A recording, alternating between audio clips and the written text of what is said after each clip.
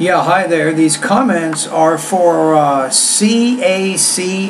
I'm just using your initials for privacy purposes, and I'm going to listen to your integrated speaking practice test. And I am Michael, the founder, owner, and the materials writer for all of your lessons at the 7-step system to pass the TOEFL IBT. And you're also one of my students in the English language program here at California State University, San Bernardino. So here we go. The listening passage about the Titanic refers to this boat as one of a kind, with a series of characteristics which made it one of the most memorable cruisers to sail the Atlantic Ocean.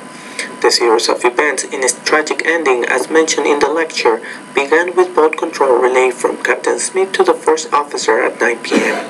The ocean was calm, but there was a situation with the binoculars, since they were of no use under the... Now wait a minute. You're jumping around a little bit here. Slow down. So first of all, the sea was calm, but why does the lecturer mention that idea, right? So let's go back to the transcript here. I'm going to look at something. So I think it said here,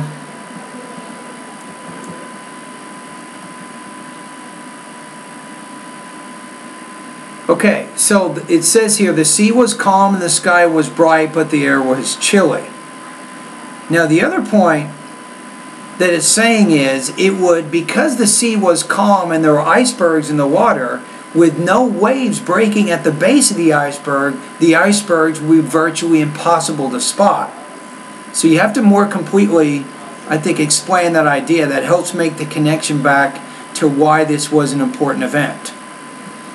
Alright, now believe it or not, you probably need to slow down a little bit. Now I like how you're speaking fluently, which is good, but you have to take some breaks. About every 5 to 6 stress words, you should have a short pause, then move on to another 5 or 6 stress words. Once you get to the end of your idea there, then your tone should drop.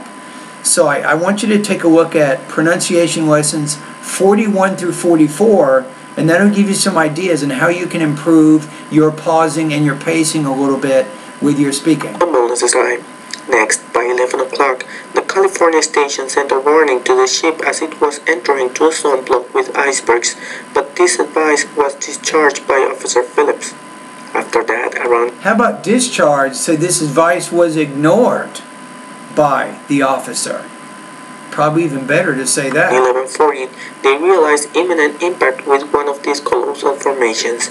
Then, William Murdoch one of these colossal, not colossal, colossal formations, sent an order to stop the engine and shift reverse towards port.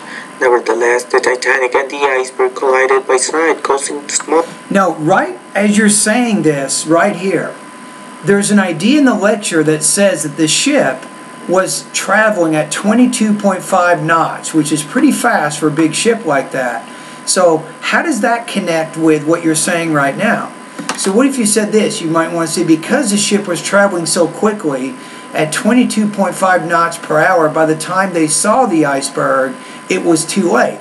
The ship was unable to steer out of the path, and it hit. Now the other point is you want to connect to is the workers or the crew officers in the crow's nest who were looking for the icebergs. They had forgotten their binoculars back in Southampton, as it says in the lecture, and that's also important because it would be more difficult for the crew members to spot the icebergs without using binoculars. Fractures on the boat's shell, ending the short life of this presumed unsinkable ship. Yeah, so I'm going to say you're kind of 70% there, but you didn't really fully, I think, explain all of the important events which caused this ship to sink. Number one, a clear night, calm ocean. That means no water or waves were breaking at the base of the icebergs outside of the ship in the water, so that would make it more difficult for crew members to spot icebergs. That's one idea. Number two, the ship was traveling at about 22.5 knots, which is pretty fast, which would make it more difficult for the ship to avoid an iceberg if they did see one. Number three, the officers in the crow's nest, who were looking for the icebergs, they didn't have their binoculars. They left them back in Southampton, which would make it more difficult to spot the iceberg. So that's another important, I think, issue or event.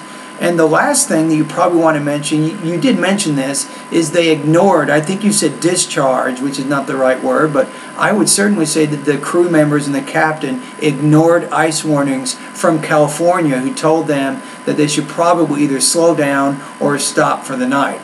Instead, the Titanic moved on. It kept going as fast as it ever did, and finally, as you said, it struck the iceberg.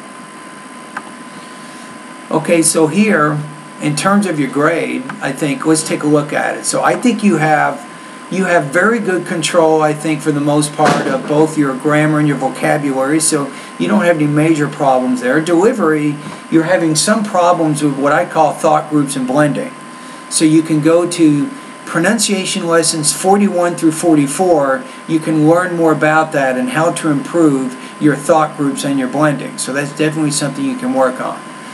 Topic development, this is your biggest issue. You left out some important points, and that, for the TOEFL purposes, will kill your score faster than anything.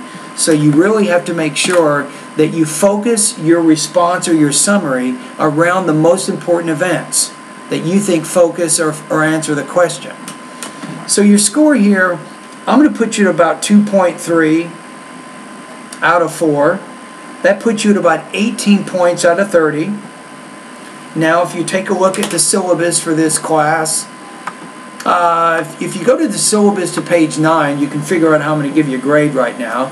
So 2.3 out of 4 is going to put you at 80% on this assignment. Now, in the email I'm sending you, you can click on the rubrics to learn more about your score and what it means. All right, anyway, thank you for completing the practice test, and all the best to your high-scoring speaking success.